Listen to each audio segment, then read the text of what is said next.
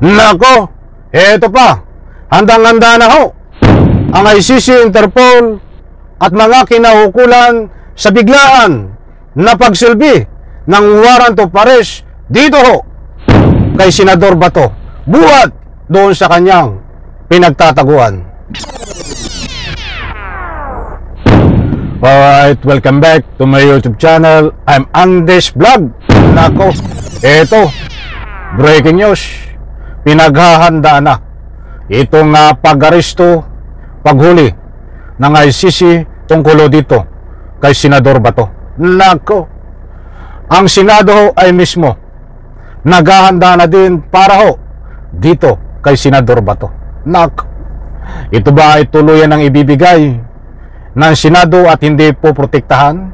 Dahil dito sa ibabahagi ko po sa inyo ay mismong isiniwalat na tungkol dito na ika nga po ay paghahanda ng Senado sa gagawin kay Bato. Huwag po kayong alis mga kaibigan. Huwag nyo pong kaligtaan na panoorin, pakinggan ang ibabahagi ko po sa inyo. Dahil dito ho ay matutuklasan nyo ang ibabahagi ko po sa inyo kung paano ang gagawin ng kapwa Senador kay Bato. Dito ho sa paghahanda na pag-aresto kay Senador Bato ng ICC sa tulong ho ng kapulisan sa pangunguna ni General Torre. Nako ho, ay marami ho dyan sa Senado ang ika nga po yung nakapagpatupad ng peace and order. Anong tawag doon? Sergeant at Arms? Tuloy na ba itong kukunin at ibibigay ng Sergeant at Arms ng Senado itong si Bato? Mga kaibigan, para sa lubos nyo pong pangunawa, ito, samahan nyo po ako na talakayin, panoorin ang ibabahagi ko po sa inyo. Dahil dito ho, nako, ay lalo na hong hindi magpapakita si Bato. Pag ganito ang malalaman niya, mga kaibigan. Isang like ko muna sa video na ito, please. Sa lahat ng hindi pa nakasubscribe, please subscribe my YouTube channel. Eto, tapanabik ito. Hala ba to? Ito na ang hinihintay mo na talaga ang katatakutan mo. Bakit po natin ang sabi? Ito, ibabahagi ko po sa inyo. Nandyan ho sa screen, ipa-flash ko ang buhat dito sa News 5. Makikita nyo po ang larawan ni Bato. Ano po ang sinasaad? Senate Sergeant at Arms nakahanda magbigay ng karagdagan proteksyon para kay Senador De La Rosa. Aba, anong proteksyon mga kaibigan ang ibibigay ng Sergeant at Arms? Sa bagay, para maiwasan pag sinabing Sergeant at Arms diyan sa Senado, yan ay hindi gumagalaw sa ika ngay walang utos ng ama ng Senado sa pangunguna ho ni SP Escudero. Ano kaya ang inutos ni SP Escudero? Ibibigay na ba ito sa ICC, Interpol? Mga kaibigan, nandyan na ba ang warrant of arrest? Lihim at biglaan ng pag-aresto dito kay Bato? Ito, babasahin ko po mga mahal kong taga-subaybay. Natatawa ako doon. Mismo ang nagkumpirma itong si Senador Bato na siya ay nag-disguise na. Subalit ayon mo sa kanya, hindi siya makalusot dahil nakikilala pa rin siya na siya ay si Bato. Kaya't ngayon ho ay patuloy ang taktika, strategy kung paano siya hindi mahuli. Ito pa mga kaibigan, ibabahagi ko po.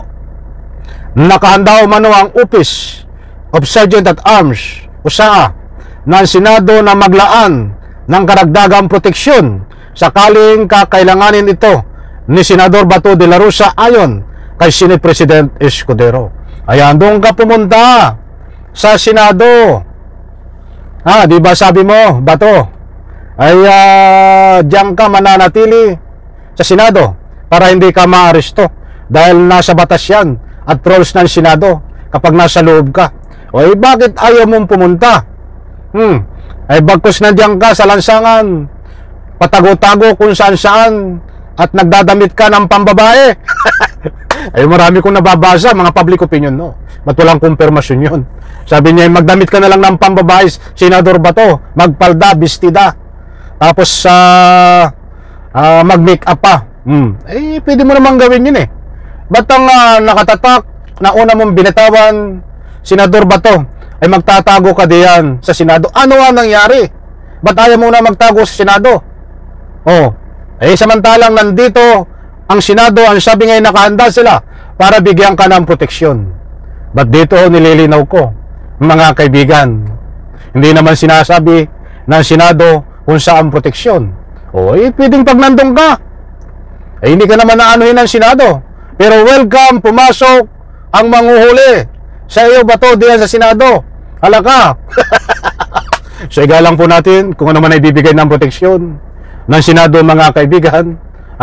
Sapagkat tayo po ay may probe na talagang biglaan ang pag-aresto sa kanya. Hindi po natin alam kung yung warrant of arrest ay nandyan na, tapos bigla na lang aarestuhin dahil ang rules ng ICCO ay hindi binobroadcast.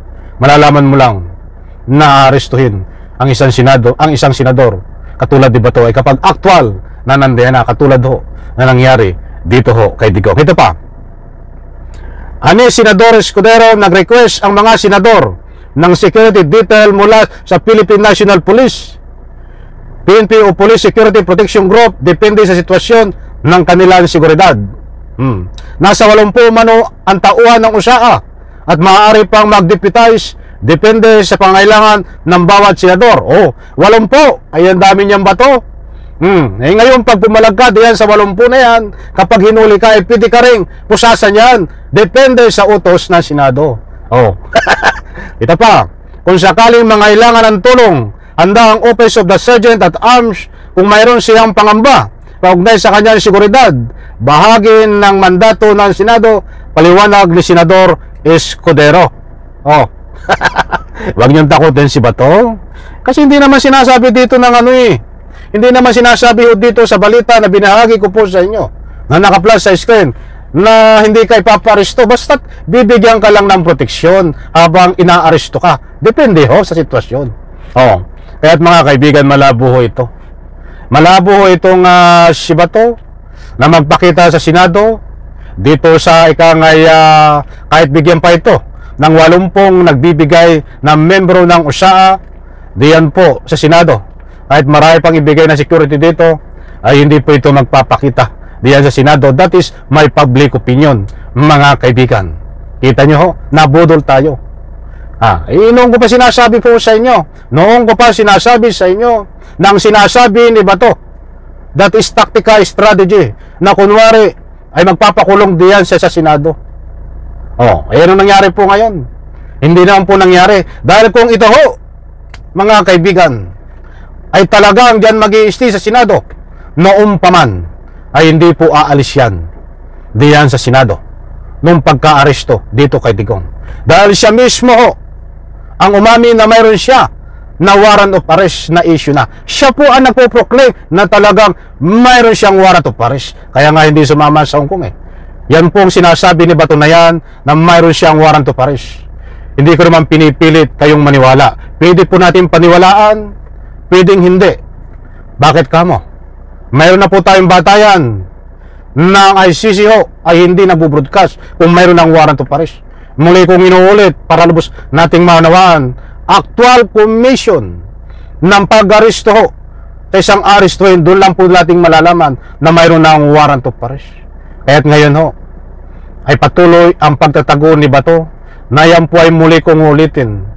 Hindi makakapunta yan sa Senado. Dahil pag pumunta sa Senado, pagpapunta pa lang, that is my power public opinion, ay baka magkaroon ng oportunidad na siya ay maaresto bago pumasok ng Senado. Dahil kung magbabatayo tayo sa sinasabi niya na mayroon na siyang warrant of arrest, alam niyo tahimik ang PNP. Tahimik si General Torre. Kita niyo noon, hindi inaamin na mayroong warrant of arrest ng pamahalaan ng PNP, itong si Digong. Ganyan din ang mangyayari dito kay Bato. Kaya takot na siyang pumunta ng Senado at nagtatago na lang kung saan siya mga kaibigan. Muli kong inuulit, biglaan ang pag-aresto dito. Maliwanag po dito, mga kaibigan, handang-handa na po ang ibang kinaukulan para arestuhin itong si Bato. Ayon ho, dito ho, sa binahagi ko sa inyo, para mabigyan din ng proteksyon itong si Bato sa kanyang kaligtasan ay tutulong ang Senado. Isang like ko sa video na ito kung nagustuhan niyo po. Maraming salamat. Pagpalay po tayo lahat. Bye-bye. Palakpak.